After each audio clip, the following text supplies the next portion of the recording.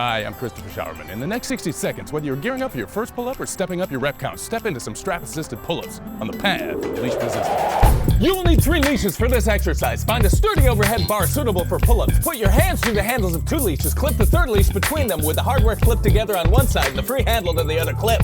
Throw the center of this triple leash over the pull-up bar so the loop comes over the bar towards you.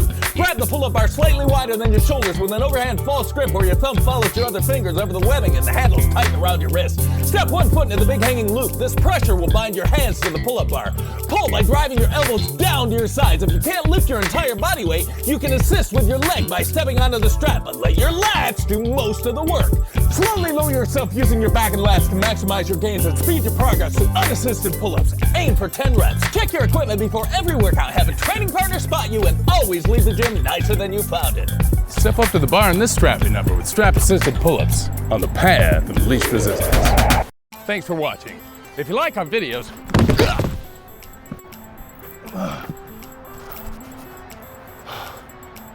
do not clip your leashes to the subscribe button.